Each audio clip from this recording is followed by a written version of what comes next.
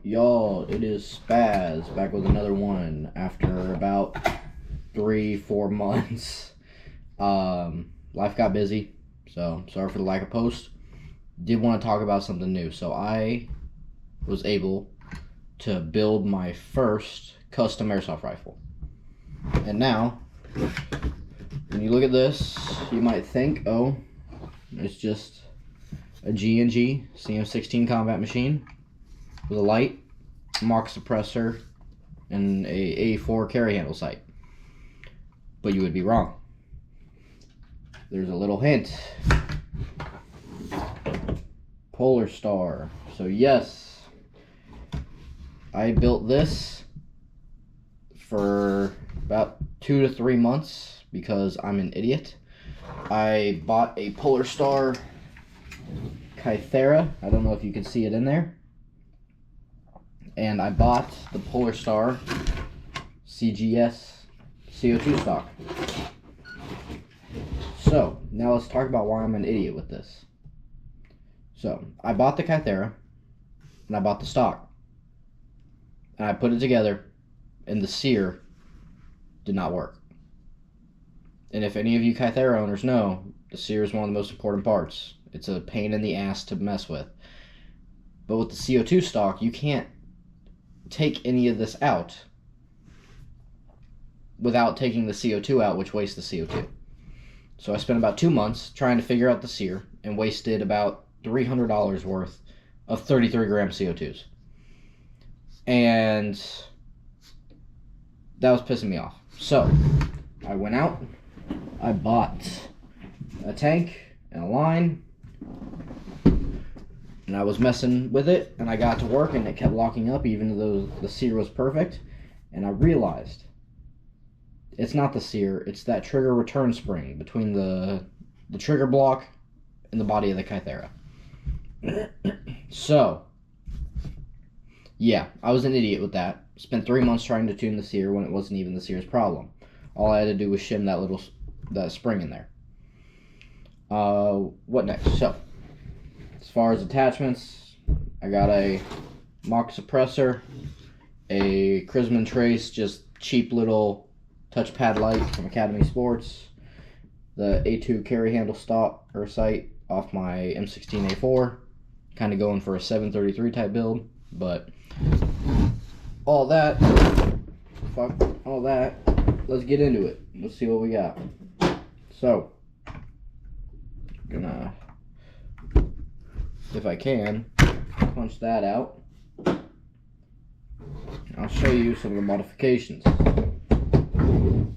So, here's the Kythera with the CGS setup. You can see the line going down there. Don't mind the zip tie, it helps. As you can see, I got some tape right here that is, I'm using it to prop this up so it can align with the barrel. Apparently G&Gs have a really bad barrel alignment, so had to fix that. I have my reset cord down here in the pistol grip. As far as the hop-up goes, it is the stock G&G GR16 hop-up unit. I did install a Maple Leaf 6.02 type bore barrel to help the accuracy. And when I tell you that the barrel on this gun was very dirty when I got it, is an understatement. I got the body for this new custom rifle at Mass Airsoft in Lawson, Missouri. They were selling some of their old rentals they had. And with that being said, they sold this to me for 75 bucks working as an AEG. And so when I took it apart, I checked the barrel. I would not be surprised if that barrel has seen more than 500,000 rounds put through it over the years that it's been there. That is how dirty it was. Sometimes the hop-ups on these have trouble going in, so you need to, because the screw that holds the spring on for the charging handle will stick out at times. So sometimes you have to mess with that to get it to work. But there we go, it's in there.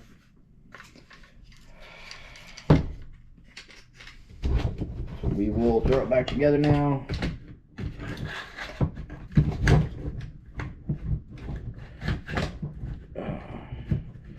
Getting all this shit aligned is definitely not the most fun part of it, because I can't even tell where it's hanging up at. So there we go. And where is it again hung up at? I have no clue.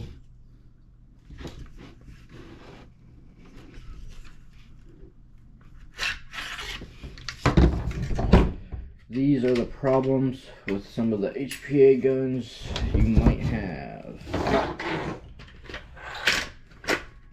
There we go. Now it's all lined. I don't have a chronograph, or else I'd give you a shooting test. I believe it's shooting anywhere from 400 to 450 with .20s. I plan to probably shoot 3/8 out of it, just for the benefits of having heavier BBs. If you don't know the benefits of it, go watch the Explosive Enterprises video on it. He's really good at explaining how heavy your BBs work. Smart dude, helps out a lot. What's next? We'll be right back. I have another gun we can talk about.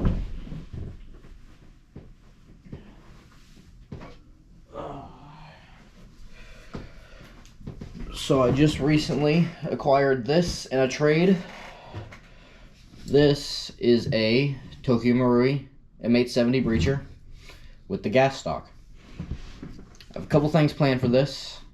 It's a, shell loading shotgun. Each one of these hold 30 rounds. Everybody knows how airsoft shotguns work, I hope. Gas you're supposed to fill with a green gas tube from the stock right here, but I rather put I put a green gas tap on it. So you can use a green gas adapter like this.